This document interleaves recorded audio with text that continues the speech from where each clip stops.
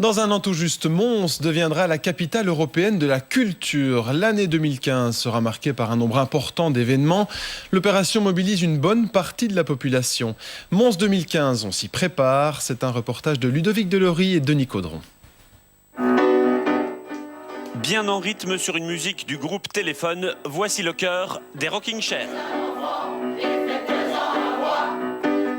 Tous ont plus de 65 ans. Le répertoire est orienté rock. Dans 12 mois, 7 chorales amateurs se produira dans le cadre de Mons 2015. Rythme des répétitions, une demi-journée par semaine.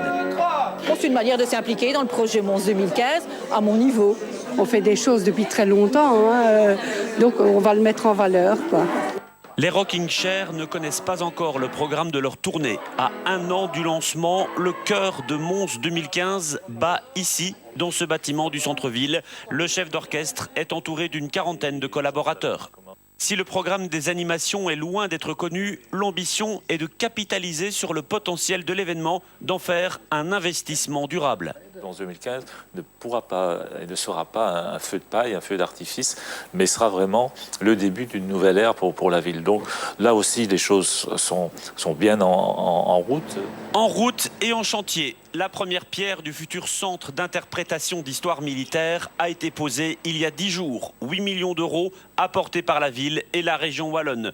Derrière la future gare Calatrava, le centre de congrès dessiné par l'architecte du World Trade Center de New York, 30 millions d'euros. Pour la fin de l'année, il doit attirer les hommes d'affaires du monde entier.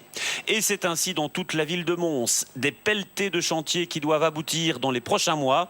Comme par hasard. Ces projets n'ont pas été financés dans le but de Mons 2015, mais grâce à leur aboutissement, on va pouvoir véritablement aussi profiter de l'afflux de visiteurs que Mons 2015 va représenter pour Mons, et donc constituer quelque part, grâce à Mons 2015, une forme d'accélération, de rayonnement amplifié.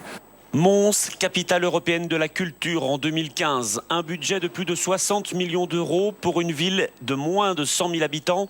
Pour l'opposition, le projet ne parvient pas encore à fédérer les Montois. Nous mettons encore certains points en débat, notamment la mobilité et l'accessibilité à Mons.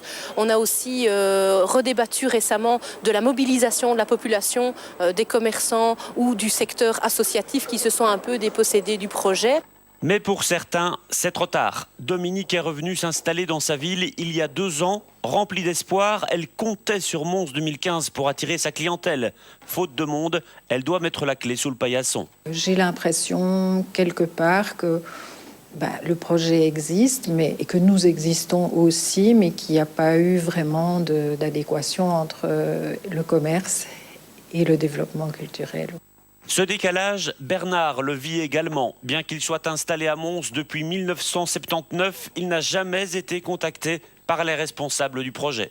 Je ne sais pas qui ils sont. Je n'ai jamais discuté littérature, beaux-arts, philo avec un responsable culturel de la ville. Il reste 1 an pour tout mettre en musique et atteindre l'objectif avoué des 2 millions de visiteurs.